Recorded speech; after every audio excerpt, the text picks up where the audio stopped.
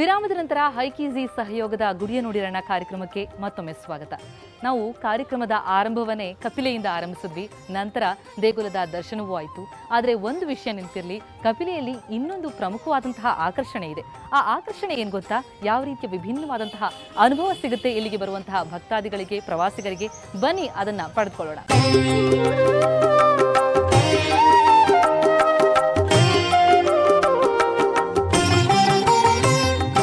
ಪ್ರತಿದಿನ ನಾನು ನಂಜುಂಡೇಶ್ವರನ ದರ್ಶನಕ್ಕೆ ಪ್ರತಿನಿತ್ಯ ಬರ್ತಾನೆ ಇರ್ತೀನಿ. ಯಾಕೆ ಅಂತ ಹೇಳಿದ್ರೆ, ಹೊರಗಡೆಯಿಂದ ಭಕ್ತಾದಿಗಳು ಹಲವು ರೋಗ ರುಜಿನಗಳನ್ನ ವಾಸಿ ಮಾಡ್ಕೊಳ್ಳೋದಕ್ಕೆ ಅಂತಲೇ ನಂಜನಗೂಡಿಗೆ ಬರ್ತಾರೆ.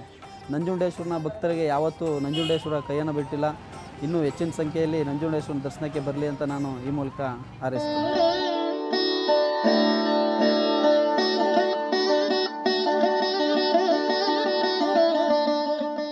ಈ ದೇವಾಲಯದಲ್ಲಿ ಪ್ರತಿನಿತ್ಯವೂ ಅನ್ನದಾಸೋಹ ನೆರವೇರುತ್ತಿದೆ.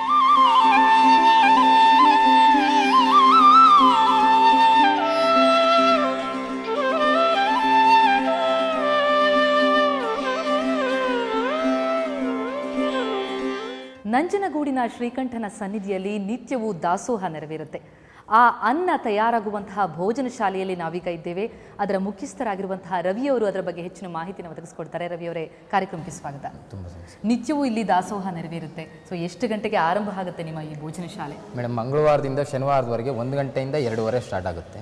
ಇನ್ನು ಭಾನುವಾರ ವಿಶೇಷವಾದ ದಿನಗಳಲ್ಲಿ 12:30 ಸ್ಟಾರ್ಟ್ ಆದರೆ 2:30, 3 ಗಂಟೆ ಗಂಟು ಕೊಡ್ತೀವಿ. ಅದು ಅನ್ನ ಸಂತರ್ಪಣೆ ಆಯಿತು. ಆದರೆ ನಿಮ್ಮ ಈ ಭೋಜನ ಶಾಲೆ ಆರಂಭ ಆಗುವಂಥದ್ದು ಬಹಳ ಬೇಗ ಆರಂಭಿಸ್ತೀರನೋ ಅಂತ ಅಲ್ವಾ? ಎಲ್ಲ ತಯಾರು ಮಾಡಬೇಕಾಗಿರುತ್ತೆ. ಅಂದರೆ 9 ಗಂಟೆಗೆ ನಾವು ಸ್ಟಾರ್ಟ್ ಮಾಡ್ತೀವಿ ಮೇಡಮ್ ಅಡುಗೆಗೆ. ಎಲ್ಲ ತರಕಾರಿ ಹೆಚ್ಚೋದ್ರಿಂದ ಹಿಡಿದು ಎಲ್ಲ ಪ್ರತಿಯೊಂದು ಏನೇನು ಮಾಡ್ಕೋಬೇಕು ಅದು ಬಾಯ್ಲರ್ಲೆಲ್ಲ ಮಾಡ್ಕೊಂಡಿರ್ತೀವಿ. ಸೊ ನೀವು ಎಷ್ಟು ವರ್ಷದಿಂದ ಇಲ್ಲಿ ಕಾರ್ಯನಿರ್ವಹಿಸ್ತಾ ಇದ್ದೀರಿ? ನಮ್ದು ಮೇಡಮ್ 8 ವರ್ಷ ಆಯ್ತು ಮೇಡಮ್ ನಾವು ಸೇರಿ. ಇಲ್ಲಿ ಸ್ಟಾರ್ಟಿಂಗ್ ದಾಸೋಹ ಆರಂಭ ತೊಟ್ಟಿಂದು ನಾವೇ ಎಲ್ಲ ನಮ್ಮ ಹುಡುಗರೇ ಇರೋದು ಮೇಡಮ್. ಓಕೆ, ನಿಮಗೆ ಎಷ್ಟು ಜನ ಸಾಥ್ ಕೊಡ್ತಾರೆ? ಎಷ್ಟು ಜನ ಇಲ್ಲಿ ಕೆಲಸ ನಿರ್ವಹಿಸ್ತಾ ಇದ್ದಾರೆ? ಒಟ್ಟು 17 ಜನ ಗಂಡಸರು ಇದೀವಿ ಮೇಡಮ್. ಅದರಲ್ಲಿ ನಮಗೆ ತರಕಾರಿ ಹಚ್ಚೋದಕ್ಕೆ ಒಂದು 8 ಜನ ಹೋಗ್ತಾರೆ. ಇನ್ನು ಮಿಕ್ತವ್ರು ಒಳಗಡೆ ಕೆಲಸ ನಮಗೆ ನಿಭಾಯಿಸ್ತಾರೆ. ಸೊ ಒಟ್ಟು ಒಂದು 17 ಜನ ಹಂಚ್ಕೊಂಡಿರ್ತೀವಿ. ಆಮೇಲೆ ಇಲ್ಲಿ ಸಲಕರಣೆಗಳ ವಿಚಾರಕ್ಕೆ ಬರೋದ್ರೆ ಅನ್ನ ರೆಡಿ ಮಾಡೋದಕ್ಕೆ ಎಲ್ಲ ಬಾಯ್ಲರ್ ವ್ಯವಸ್ಥೆನೇನಾ? ಹೌದು ಮೇಡಮ್. ಎಷ್ಟು ಒಂದು ಸಲಕ್ಕೆ ಎಷ್ಟು ಅನ್ನ ರೆಡಿ ಮಾಡಬಹುದು? ಒಂದು ಸರಿ 1.5 ಕ್ವಿಂಟಲ್ ಆಗಷ್ಟು ಹಾಕ್ಬೋದು ಮೇಡಮ್. ಆವಿ ಇದ್ರೆ ಎಲ್ಲ ಪೂರ್ತಿ ಬಾಯ್ಲರ್ ಆವಿ ಎಲ್ಲಾರು ಇದೆ 1.5 ಕ್ವಿಂಟಲ್ ಅಷ್ಟು ಒಂದ್ಸತಿ ರೆಡಿ ಮಾಡ್ಬಿಡ್ಬೋದು. ಸೊ 8 ವರ್ಷಗಳಿಂದ ಕಾರ್ಯನಿರ್ವಹಿಸ್ತಾನೆ ಬರ್ತಾ ಇದ್ದೀವಿ. ಏನೋ ಪರಮಾತ್ಮ ಸೇವೆ ನಾವು ಮಾಡ್ತಾ ಇದ್ದೀವಿ ಮೇಡಮ್. ಏನಿಲ್ಲ, ನಾವು ಬೇರೆ ಕಡೆ ಏನೂ ಮಾಡ್ತಾ ಇಲ್ಲ ಮೇಡಮ್. ಆ ಪರಮಾತ್ಮ ಯಾವಾಗ ಹೆಂಗ್ ಆಡ್ತಾನೆ ಅವಾಗ. ಅಲ್ಲ, ನಂಜನಗೂಡಿನಲ್ಲಿ ಇಲ್ಲಿ ಬಂದಂಥವ್ರು ಎಲ್ಲರೂ ಇಲ್ಲಿ ಊಟ ಸವಿದೆ ಹೋಗ್ತಾರೆ. ಇದು ಊಟ ಬಹಳ ಫೇಮಸ್ ಇದೆ. ಹೌದು ಮೇಡಮ್. ಸೊ ನೀವು ಪ್ರತಿನಿತ್ಯ ಅದೇ ರುಚಿನ ಕಾಯ್ದುಕೊಳ್ಳೋದು ಬಹಳ ಚಾಲೆಂಜಿಂಗ್. ಹ್ಞೂ ಮೇಡಮ್, ಆ ಶಕ್ತಿ ಕೊಟ್ಟವನೇ ಭಗವಂತ. ಏನೋ ಚಿಕ್ಕ ವಯಸ್ಸಲ್ಲೇ ಮಾಡ್ತಾ ಇದೀವಿ ಮೇಡಮ್. ಭಗವಂತನ ಸೇವೆನ ಮಾಡುವಂತ ಕೊಟ್ಟಿದ್ದಾನೆ ಮಾಡ್ತಾ ಇದೀವಿ. ಸೊ 8 ವರ್ಷಗಳಿಂದ ಹೀಗೆ ನಿರಂತರವಾಗಿ 8 ವರ್ಷ ಆಯ್ತು. ಓಕೆ, ಧನ್ಯವಾದಗಳು. ತುಂಬ ಥ್ಯಾಂಕ್ಸ್.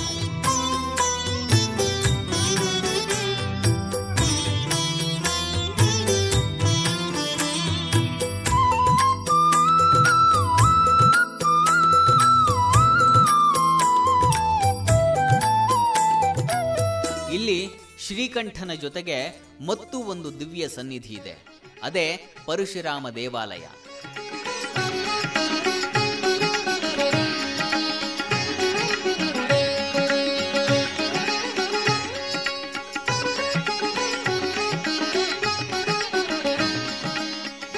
ಇಲ್ಲಿ ಪರಶುರಾಮರಿಗೆ ಪ್ರತಿನಿತ್ಯವೂ ಪೂಜಾದಿಗಳು ನೆರವೇರುತ್ತವೆ. ನಮಾಮಿ ಶಮೀಶಾನ ನಿರ್ವಾಣ ರೂಪಂ ವಿಭುಂ ವ್ಯಾಪಕಂ ಬ್ರಹ್ಮ ವೇದ ಸ್ವರೂಪಂ ನಿಜಂ ನಿರ್ಗುಣಂ ನಿರ್ವಿಕಲ್ಪ. ಪರಶುರಾಮರು ತಾಯಿ ಕದ್ದು ಬಿಡ್ತಾರೆ, ತಂದೆ ಮಾತು ಕೇಳಿ. ಕಡಿದ್ಮೇಲೆ ತಾಯಿನ ಮತ್ತೆ ವರ ಕೇಳಿ ಬದುಕಿಸ್ಕೊಂಡ್ಬಿಡ್ತಾರೆ. ಆದರೆ ತಾಯಿ ಕಡ್ದಿದ್ದು ದೋಷ ಬಂದ್ಬಿಡುತ್ತೆ ಅವ್ರಿಗೆ, ಮಾತೃಹತ್ಯೆ ದೋಷ. ಅದು ಮನಸ್ಸಿನ ನೆಮ್ಮದಿ ಇಲ್ಲದೆ ಅಲ್ದಾಡ್ತಾ ಇರ್ತಾರೆ. ಒಂದು ದಿವಸ ಋಷಿಗಳನ್ನ ಹೋಗಿ ಕೇಳ್ತಾರೆ, ಈ ಥರ ಮಾತೃಹತ್ಯೆ ದೋಷ ಬಂದುಬಿಟ್ಟಿದೆಯಲ್ಲ, ಇದಕ್ಕೇನು ಪರಿಹಾರ ಅಂತ. ನೀವು ತೀರ್ಥಯಾತ್ರೆ ಮಾಡ್ಕೊಂಬರಪ್ಪ, ಅಲ್ಲಿಗೆ ನಿನಗೆ ಮಾತೃಹತ್ಯೆ ದೋಷ ನಿವಾರಣೆ ಆಗುತ್ತೆ, ಹಾಗೂ ಮನಸ್ಸಿಗೆ ನೆಮ್ಮದಿ ಸಿಗುತ್ತೆ ಅಂತಾರೆ. ಈ ಜಾಗದಲ್ಲಿ ಯಾಕೆ ಮಾತೃಹತ್ಯೆ ದೋಷ ನಿವಾರಣೆಗೋಸ್ಕರ ತಪಸ್ಸು ಮಾಡಬಾರ್ದು ಅಂಥೇಳಿ ತಪಸ್ಸು ಮಾಡೋದಕ್ಕೆ ಸುತ್ತ ಜಾಗ ನೋಡ್ತಾರೆ. ಈಗ ಈಶ್ವರನ ಗರ್ಭಗುಡಿ ಇದೆಯಲ್ಲ, ಅದೇ ಜಾಗದಲ್ಲಿ ಈಶ್ವರ ಯಾರಿಗೂ ಗೋಚರ ಆಗಿಲ್ಲದೆ ಸಮಾಧಿ ಸ್ಥಿತಿಯಲ್ಲಿ ಒಂದು ಪೊದೆ ಒಳಗಡೆ ತಪಸ್ಸು ಮಾಡ್ತಾ ಕೂತಿರ್ತಾರೆ. ಇವ್ರಿಗೆ ಅದು ಗೊತ್ತಿಲ್ಲ, ಆ ಜಾಗ ತುಂಬ ಪವಿತ್ರವಾಗಿ ಕಾಣುತ್ತೆ, ಯಾಕೆ ಆ ಜಾಗದಲ್ಲಿ ನಾನು ತಪಸ್ಸು ಮಾಡಬಾರ್ದು ಅಂಥೇಳಿ ಆ ಜಾಗಕ್ಕೆ ಹೋಗ್ಬಿಟ್ಟು ಭೂದೇವಿನ ಪ್ರಾರ್ಥನೆ ಮಾಡಿ ಆ ಪೊದೆ ಎಲ್ಲ ತೆಗಿಬೇಕಲ್ಲ, ಕೊಡ್ಲಿಯಿಂದ ಎತ್ತಿ ಆ ಪೊದೆಗೆ ಹೊಡಿತಾರೆ. ಹೊಡೆದ ತಕ್ಷಣ ಅವ್ರಿಗೆ ರಕ್ತ ಚಿಮ್ಮಿ ತಲೆಗೆ ಏಟು ಬಿದ್ದು ರಕ್ತ ಚಿಮ್ಮಿ ಈಚೆಗೆ ಬರ್ತಾರೆ. ರಕ್ತ ನೋಡಿದ ತಕ್ಷಣ ತುಂಬ ಭಯ ಆಗಿಬಿಡುತ್ತೆ ಅವ್ರಿಗೆ.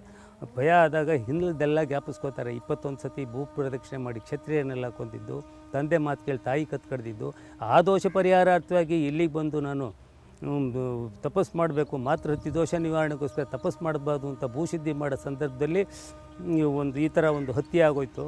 ಇದರಿಂದ ನನ್ನಿಂದ ಬರೀ ಹತ್ಯೆಗಳೇ ಆಗ್ತಿದೆ ಹೊರತು ಯಾವ ವಿಧವಾದ ಶುಭಕರವಾದ ಕಾರ್ಯನೇ ಆಗ್ತಿಲ್ವಲ್ಲ ಅಂತ ಹೆದರಿದಾಗ ಈಶ್ವರ ಪ್ರತ್ಯಕ್ಷ ಆಗಿ ಇದರಿಂದ ಏನು ನೀನು ದೋಷ ಇಲ್ಲಪ್ಪ, ಇಷ್ಟು ದಿವಸ ನಾನು ಯಾರಿಗೂ ಗೋಚರ ಇಲ್ಲದೆ ತಪಸ್ಸು ಮಾಡ್ತಾ ಇದ್ದೆ ಸಮಾಧಿ ಸ್ಥಿತಿಯಲ್ಲಿ, ಈ ಕ್ಷೇತ್ರಕ್ಕೆ ನೀ ಬಂದು ನಿನ್ನ ಕೊಡಲಿ ಸ್ಪರ್ಶದಿಂದ ನಿಮಿತ್ತ ಗೋಚರವಾಗಿ ಮುಂದಿನ ಯುಗದಲ್ಲೇ ಭಕ್ತಾದಿಗಳ ಅಭಿಷ್ಟನೆಲ್ಲ ನೆರವೇರಿಸಬೇಕಾಯಿತು.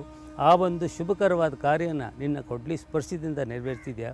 ನನಗೊಂದು ಗರ್ಭಗುಡಿ ಕಟ್ಟಿ ನನ್ನ ಆದಿಕೇಶವನ್ನು ಆರಾಧನೆ ಮಾಡಿಕೊಂಡು ಈ ಜಾಗ, ಈ ಕ್ಷೇತ್ರ, ಈ ಈಶ್ವರನು ವಿಷ್ಣು ಸೇರಿ ಕೇಶಿನ ರಾಕ್ಷಸನ್ನು ಸಂಹಾರ ಮಾಡಿದ ಜಾಗ, ಈ ಕೇಶಿ ಸಂಹಾರ ಮಾಡಿದ ಜಾಗದಲ್ಲಿ ನಿದ್ದು ನನ್ನ ಆದಿಕೇಶವನ್ನು ಆರಾಧನೆ ಮಾಡಿಕೊಂಡು ನಾ ಅಪ್ಪಣೆ ಕೊಡೋ ತನಕ ಕೇಶಿ ಸಂಹಾರ ಮಾಡಿದ ಜಾಗದಲ್ಲೇ ನೀ ತಪಸ್ಸು ಮಾಡ್ತಾ ಇರು ಅಂತಾರೆ.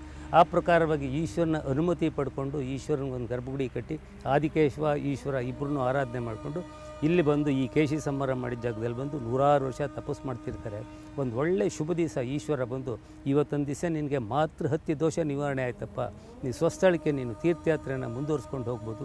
ಇಷ್ಟು ದಿವಸ ನೀನು ನಾನು ಸೇವೆ ಮಾಡಿದ್ದಕ್ಕೆ ಯಾರು ನನ್ನ ದರ್ಶನಾರ್ಥಿ ಆಗಿ ಬರ್ತಾರೋ, ನೀನು ತಪಸ್ಸು ಮಾಡಿದ ಜಾಗ ನೋಡದೆ ಹೋದರೆ ಪೂರ್ಣ ಕ್ಷೇತ್ರ ಫಲ ಇಲ್ಲದೆ ಇರಲಿ ಅಂತ ಒಂದು ವರ ಕೊಡ್ತಾರೆ.